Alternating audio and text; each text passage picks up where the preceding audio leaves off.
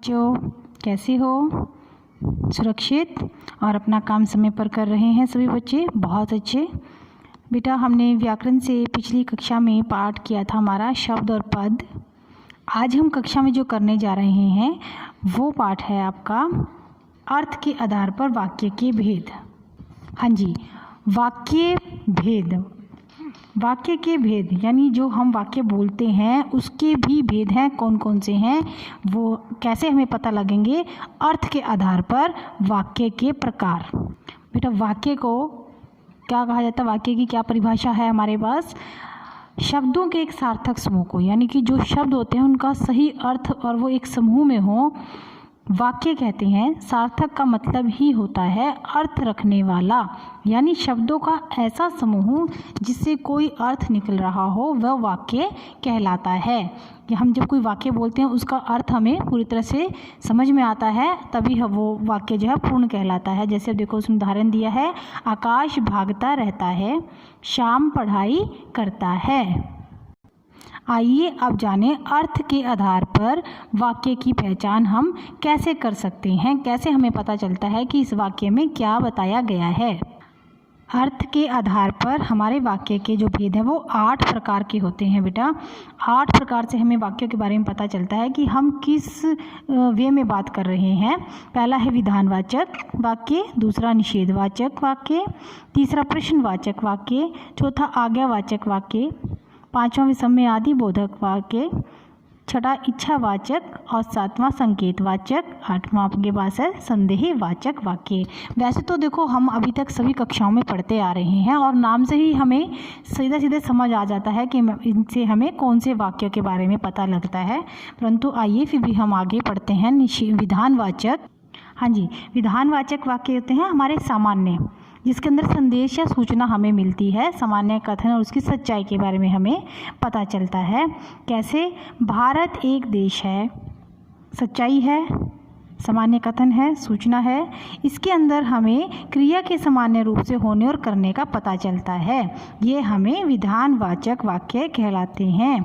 जैसे इसके अंदर चीनी मीठी होती है, सच्चाई सामने है, संदेश है, सच्चाई है हमारे पास के सामान्य अर्थ में। विधानवाचक वाक्य जो होते हैं उसके अंदर क्रिया के सामान्य रूप और होने के बारे में पता चल रहा है। अब हमें दूसरा हमारे पास जो भेद है वो है निषेधवाचक वाक्य।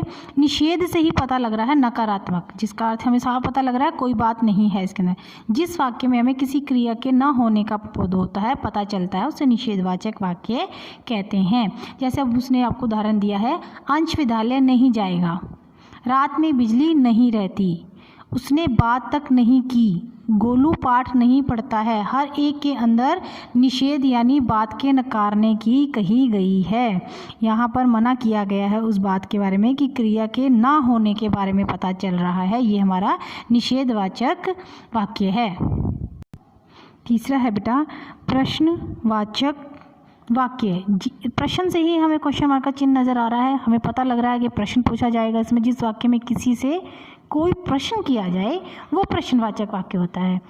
आम सी बात है, तुम्हारा क्या नाम है, तुम कहाँ जा रहे हो, आप कहाँ रहते हो, आपका क्या खाना पसंद करोगे, स्वास्थ्य अब कैसा है, तो ये सब आपके प्रश्नवाचक के अंदर आएंगे। जहाँ हमें प्रश्न के बारे में पता चलता है वो आपका प्रश्नवाचक वाक्य कहलाता है।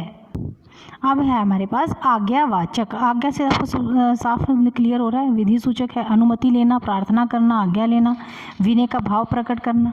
जिस वाक्य में हमें किसी से को आज्ञा आदेश दिया गया हो अथवा निवेदन या प्रार्थना की गई हो वो आज्ञावाचक वाक्य कहलाता है।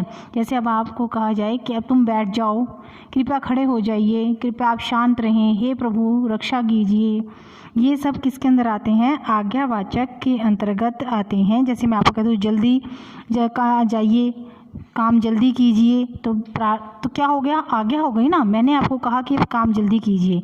तो जहाँ पर हमें कहीं आज्ञा, अनुरोध, अनुमति ये सब चीज़ों का पता चलता है वो हमारे आज्ञावाचक के अंतर्गत आते हैं।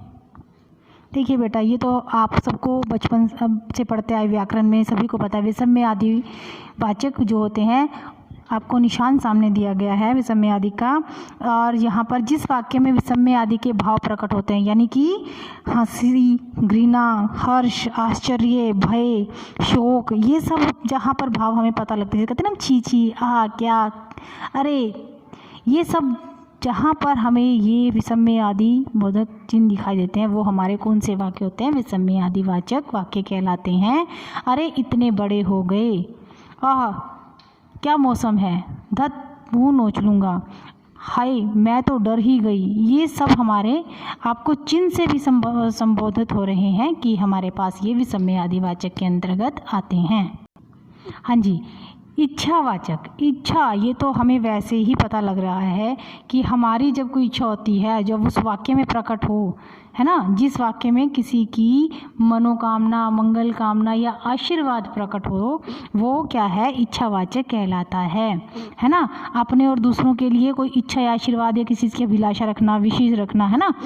काश मेरे भी पंख होते, इच्छा है ना मेरी कि मैं उड़ जाती, आपकी यात्रा मंगल में हो, हम क्या कर रहे हैं? सब उसके लिए दुआएं मांग रहे हैं। ईश्वर तुम्हें दीर्घायु करे, नव वर्ष की बधाइयाँ, ये सब हमारी इच्छाएं हैं जो हम चाहते हैं कि दूसरों को भी ये आशीर्वाद के रूप में मिले, और हमारी भी अपनी इच्छा होती है कि मैं अपनी कक्षा में प्रथम आऊँ, तो ये मेरी इच्छा है, मेरी मनोकामना है। तो ये जब हमें वाक्यों में इच्छा या कामना करने का बोध हो, पता लगे कि इस वाक्य में ये है, तो वो इच्छावाचक वाक्य कहलाता है। हाँ जी, संकेतवाचक वाक्य, संकेतवाचक जिसके अंदर कोई शर्त हो, शर्त किया के बारे में पता लग रहा है हमें कि शर्तवाची वाक्य, हेतुवाचक वाक्य इसके अंतर्गत आते हैं। संकेतवाचक के लिए कि क्रिया में, विषय में शर्त का बोध होता है ना। जिस वाक्य में किसी एक क्रिया के होने पर ही दूसरी क्रिया के होने का संकेत हो, एक काम हो रहा है और उसके साथ ही दूसरे होने के बारे में हमें पता लगे, वो संकेतवाचक वाक्य कहलाता है।